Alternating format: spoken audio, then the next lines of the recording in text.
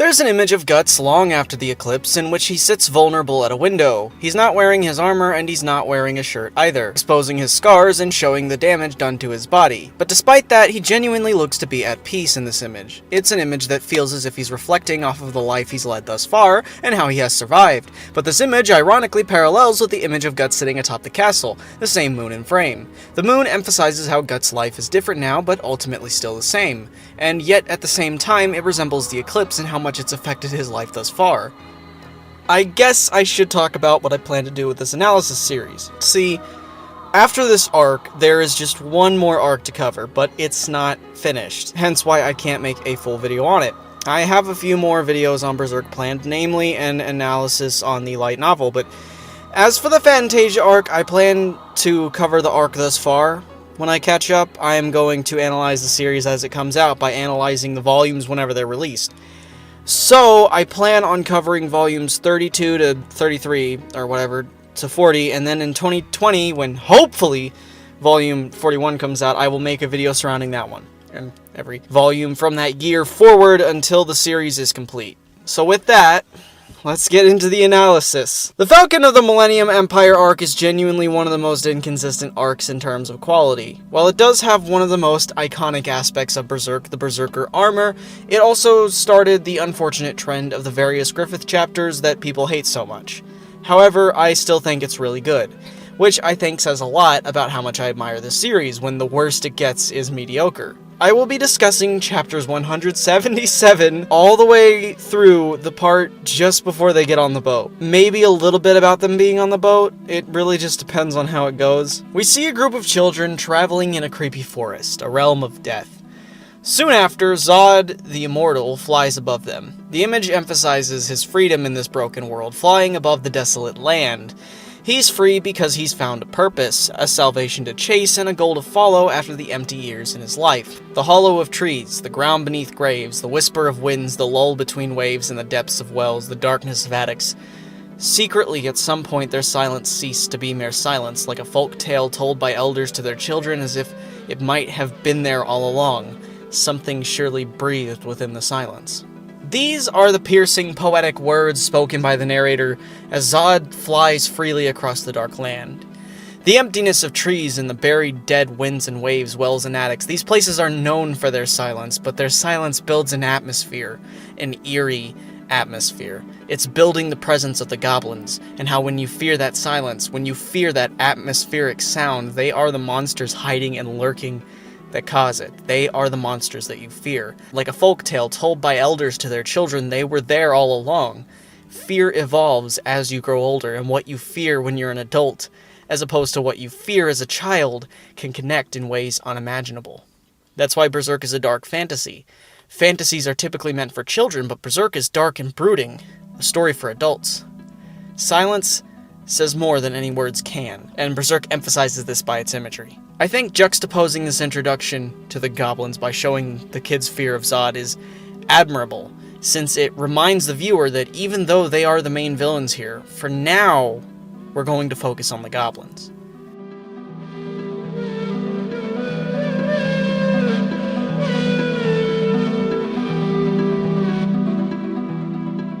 I think it's fitting that this moment is shown as it snows, not only because the last fight Guts and Griffith had was on a snowy hill, with the Band of the Hawk present as a callback to that time, but also because of what snow represents. In both customary and present-day media, profound snow speaks to hardships and demise. Snow can likewise symbolize singularity, changes, and change, or fresh starts in different societies. Customarily, snow means winter and the finish of the developing season. So in addition to that, Griffith's beauty is captivating, and for a moment, Guts forgets his urge to kill him, taken aback by Griffith's beauty. This is followed up, however, by the image of Guts' memory, the image of Femto literally etched in the back of his mind. Guts and Zod's crazy movements are emphasized beautifully. You can see the rage in each swing, the energy of each drastic movement. In addition to that, it's also explained why Griffith raped Casca.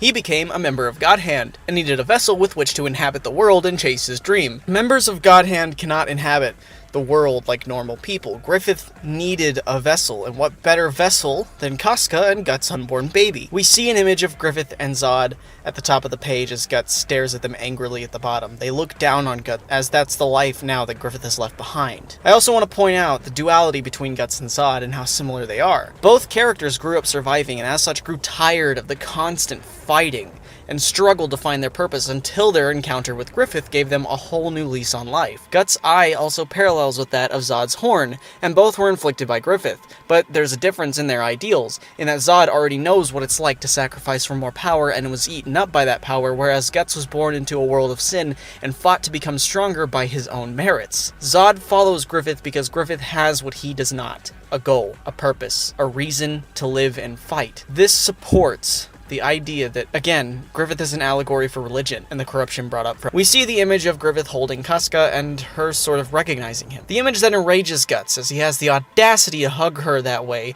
after what he did to her. I think Griffith raping Casca is also kind of fucked in its own way, not only because, of course, it's rape, but because he saved her from being raped, only to be the one that raped her. Duality between Guts and Griffith is anything but subtle, but it is what drives the major theme of Berserk. Griffith leaves behind Guts and Rickard, just like Guts left behind Griffith to form his own path. The artwork, once again, is stunning and gorgeous in this moment, and it would be a sin not to show it to you. I really feel sorry for Rickard. He didn't know what happened. Everyone he knew and loved just disappeared, without a trace, and yet he didn't even get to see the awful things that Guts saw. This is the arc where Guts decides what's important. This is going to be the arc that Guts learns to let go of the past and look to the future. But it's going to be a long process. I think Rickard's survival is important to that, since Rickard is one of the few that are still alive. He stands as a symbol of what Judo said, that the Band of the Hawk will always live on, no matter what.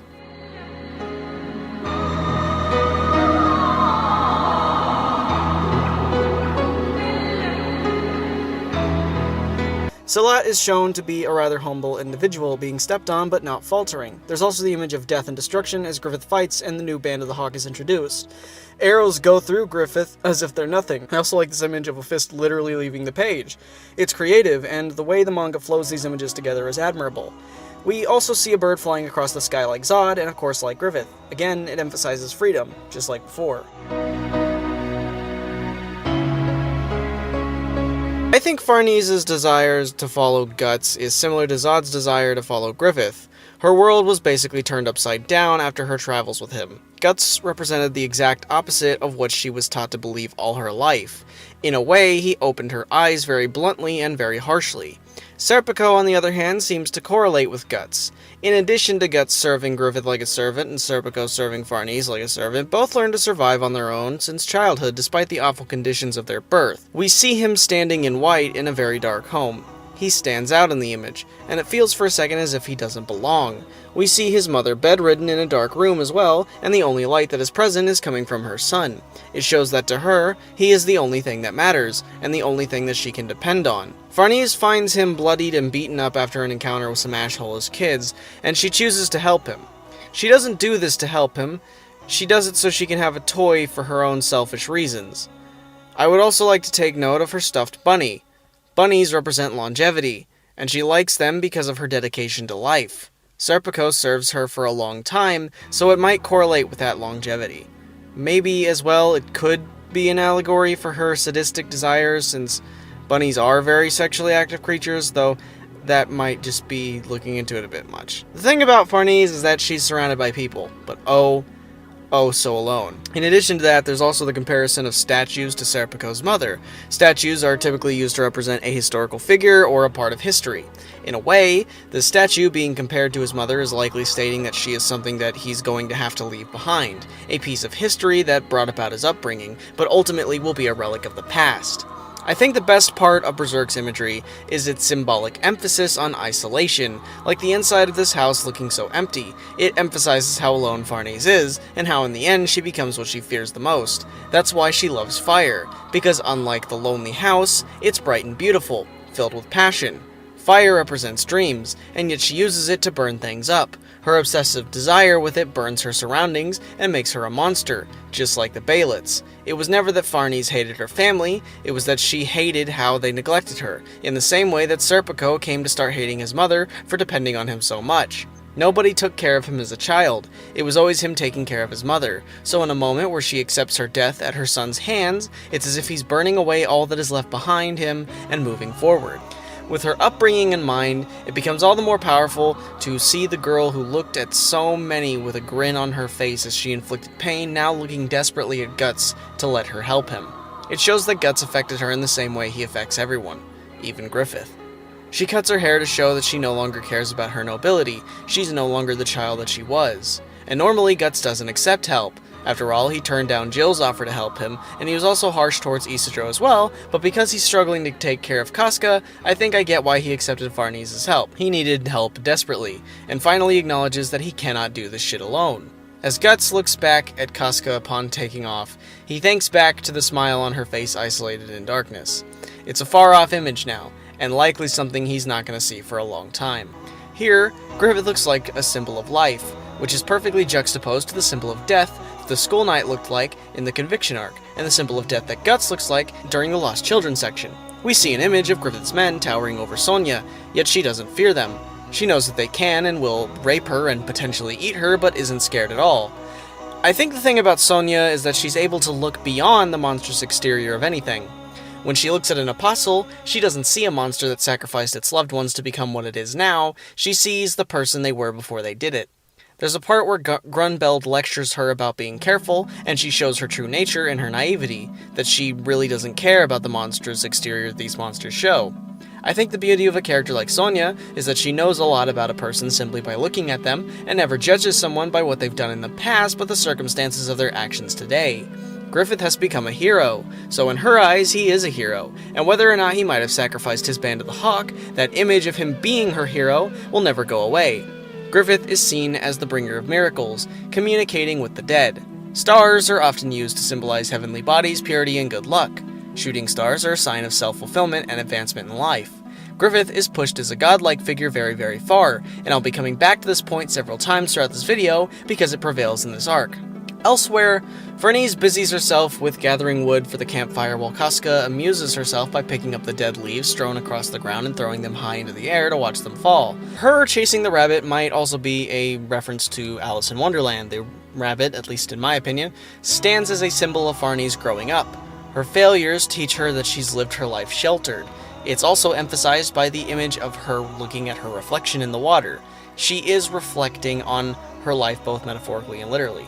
In addition to that, she had a little stuffed bunny as a little girl, and this is her as an adult. Guts trains Isidro, and I think his ideology of working with what you've currently got is really smart. This is what drove him through most of his life, always fighting for his life with what he has, making the best he can out of a fucked situation, which is also what he's trying to do now. He is moving on from his hatred of Griffith and focusing more on a way to cure Casca. I think it's pretty cool that Chierke looks like a witch. It fits again into what I said about appearances being deceiving. We're shown the human side to horrifying monsters, and even Guts looks like a dark monster. The thing is that witches are usually given a negative connotation, but Chierke is pure and kind. I also want to take note of the time Guts looks at Casca and she hides behind Farnese. I think Guts is kind of jealous, but at the same time understands. He feels isolated, which is emphasized by shrouding him in darkness with the setting. He doesn't like it one bit, but he's going to have to accept it. He has no choice. I like the way Flora is drawn. She's absolutely beautiful. MYRSA does really well to emphasize the wrinkles on her face and definitely show her age, but she still looks so beautiful in her own way. Comedically, I would say this is where Berserk is at its best. So many moments constantly reinforce the personality of the characters, and the comedy isn't just coming from one character, but several. Granted, it does have a moe aesthetic to it, but I think that gives the manga more personality. I beat the fuck out of my dicks. The behelit chose Griffith. Griffith was the chosen one. His behelit was unlike any other, and he became what he did because he was destined to. Granted, the behelit comes off like a lottery ticket or one of those, "You've been the millionth customer, you get a prize, fucking kill kill yourself! Perhaps the behelit's distorted face is to symbolize that the idea seems senseless and crazy. During the Golden Age arc, the idea that Griffith would do something like that seemed so far off and impossible, yet when his ambition crumbled, the face rearranged into a crying face, and it started to become more clear. Why wouldn't the behelit go for someone like Guts? Perhaps it's because despite the awful things he's been through, at no point did his ambition crumble. The behelit he has now, I'm assuming he's only keeping around in an attempt to summon Godhand and kill them one by one. But I really have no way of knowing what will happen with Guts' behelit, if it'll end up being used or who is going to use it, but I am excited to see what it entails. I think it's actually really great that Guts is forming a party of his own and forging his own path. His party has gotten huge now. It's as if he formed his own band of the Hawk. Having eavesdropped on Guts' conversation with Flora as he leaves her to bathe, Shiarke notices Guts' brand and deems him foolish for thinking he can defy the will of higher beings before Flora advises her to not depend heavily on her lessons to predict the future. Flora asks Shiarke to cherish her upcoming journey with Guts, as it may yield experiences that will be of great value to the young witch.